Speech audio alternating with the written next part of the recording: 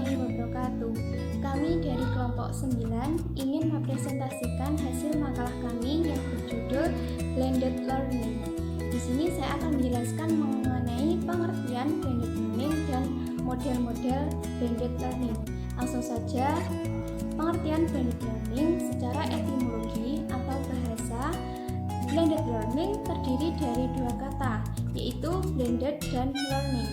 Blended yang berarti yaitu campuran, sedangkan learning yaitu mengandung makna, pola pembelajaran yang mengandung unsur pencampuran atau penggabungan antara satu pola dengan pola lainnya.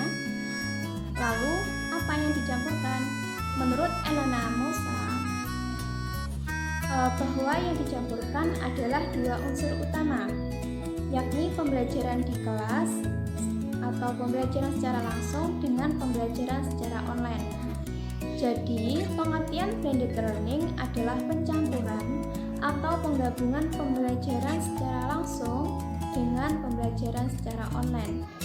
Kemudian, model-model blended learning. Secara umum, model blended learning itu terdapat 6 macam.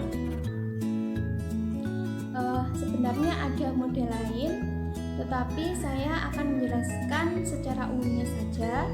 Yang pertama yaitu face-to-face driver, ada rotation, yang ketiga ada model flag, yang keempat yaitu self-blend, dan yang kelima yaitu online lab, dan yang terakhir yaitu online driver. Model face-to-face driver melibatkan siswa tidak hanya sekedar tatap muka di dalam kelas saja, tetapi juga di luar kelas juga, dengan mengintegrasikan teknologi web secara online.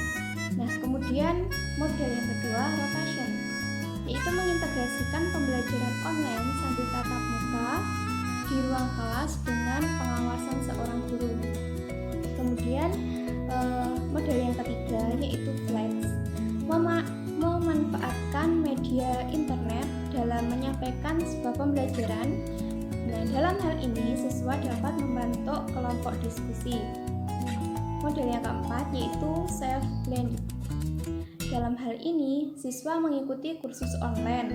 Hal ini sebagai pelengkap kelas tradisional yang dilakukan tidak harus di dalam kelas, namun juga di luar kelas. Model yang kelima yaitu online lab.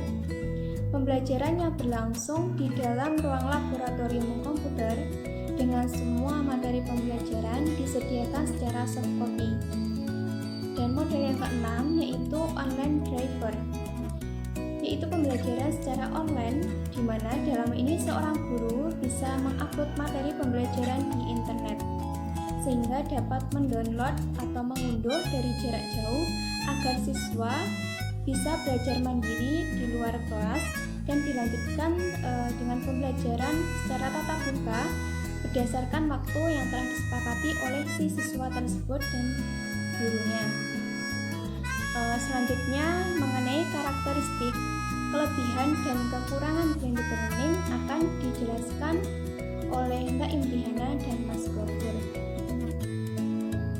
Selanjutnya, saya akan menjelaskan tentang karakteristik blended learning.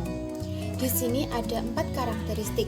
Yang pertama adalah pembelajaran yang menggabungkan berbagai cara penyampaian, model pembelajaran, gaya pembelajaran, serta berbagai media berbasis teknologi yang beragam. Yang kedua, sebagai sebuah kombinasi pembelajaran langsung atau face-to-face, belajar mandiri, dan belajar mandiri via online.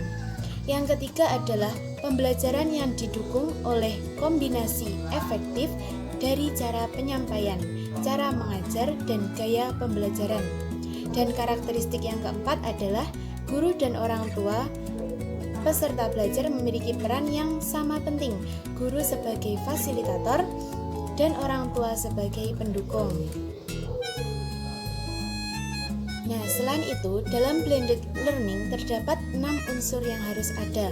Yang pertama adalah tatap muka, yang kedua adalah belajar mandiri, yang ketiga aplikasi, yang keempat tutorial, yang kelima kerjasama, dan yang keenam adalah evaluasi. Ya, selanjutnya saya akan menjelaskan mengenai kelebihan dan kekurangan dari blended learning ini. Yang pertama mengenai kelebihan. Kelebihan blended learning adalah dapat melakukan diversifikasi pembelajaran dan karakteristik dalam belajar siswa yang berbeda-beda.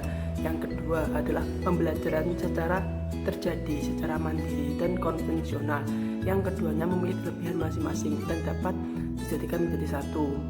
Kelebihan yang ketiga adalah pembelajaran terjadi lebih efektif dan efisien.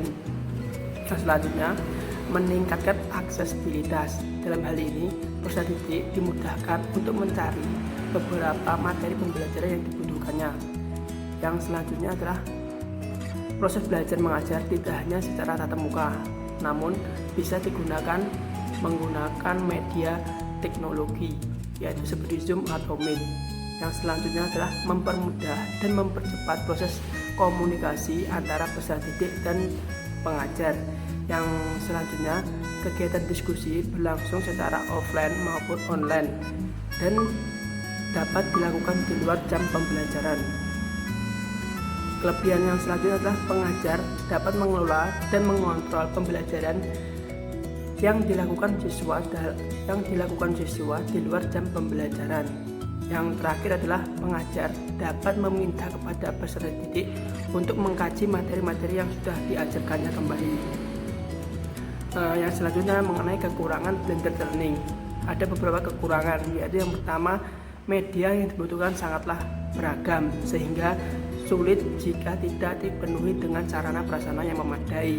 Yang kedua adalah tidak meratanya fasilitas yang dimiliki peserta didik seperti halnya komputer maupun internet. Yang ketiga adalah kekurangan pengetahuan dari masyarakat maupun kedua orang tua tersebut. Yang keempat adalah pengajar perlu memiliki keterampilan dalam menyelenggarakan e-learning ini. Yang keempat adalah pengajar perlu menyiapkan waktu untuk mengembangkan dan mengelola pembelajaran sistem e-learning seperti mengembangkan materi, menyiapkan asesmen, melakukan penilaian, dan yang lainnya. Yang kelima adalah pengajar perlu menyiapkan referensi digital sebagai acuan peserta didik. Yang terakhir yaitu diperlukannya strategi pembelajaran oleh pengajar untuk memaksimalkan potensi blended learning ini untuk kemajuan dari peserta didik ini. Mungkin itu kelebihan dan kekurangan dari blended learning. Jika ada kurang salahnya dari saya, mohon maaf. Akhiran, assalamualaikum warahmatullahi wabarakatuh.